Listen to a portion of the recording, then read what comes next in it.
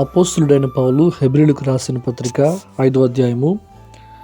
ప్రతి ప్రధాన యాజకుడును మనుషుల్లో నుండి ఏర్పరచబడిన వాడై పాపముల కొరకు అర్పణలను బలులను అర్పించుటకు దేవుని విషయమైన కార్యములు జరిగించుటకై మనుషుల నిమిత్తము నియమింపబడును.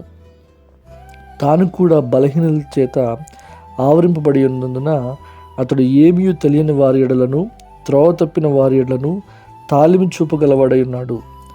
ఆ హేతు చేత ప్రజలకు ఎలాగో అలాగే తన కొరకును పాపము నిమిత్తము అర్పణ చేయవలసిన వాడై ఉన్నాడు. మరియు ఎవడును ఈ ఘనత తనకు తానే వహించుకున్నాడు కానీ అహరోను పిలువబడినట్టుగా దేవుని చేత పిలువబడిన వాడై ఈ ఘనత పొందును. అటువల్లి క్రీస్తు కూడా ప్రధాన యాజకుడగుటకు తన్ను తానే మహిమపరచుకొనలేదు కానీ, నీవు నా కుమారుడవు, నేను నేడు నిన్ను కనియున్నాను అని ఆయనతో చెప్పినవాడు ఆయన్ను మహిమపరచును. ఆ ప్రకారమే నీవు మెల్కీసెదెకు యొక్క క్రమం చొప్పున నిరంతరము యాజకుడివై ఉన్నావు అని మరొక చోట చెప్పుచున్నాడు. శరీరధారి అయిన దినముల్లో మహారోదనతోనూ కన్నీళ్లతోనూ తన్ను మరణము నుండి రక్షింపగలవానికి ప్రార్థనలను యాచనలను సమర్పించి భయభక్తులు కలిగి ఉన్నందున ఆయన అంగీకరింపబడును.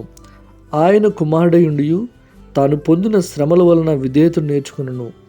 మరియు ఆయన సంపూర్ణ సిద్ధి పొందిన వాడై మెల్కీసెదెకు యొక్క క్రమములో చేరిన ప్రధాన యాజకుడని దేవుని చేత పిలువబడి తనకు విధేయులైన వారందరికీ నిత్య రక్షణకు కారకుడాయను.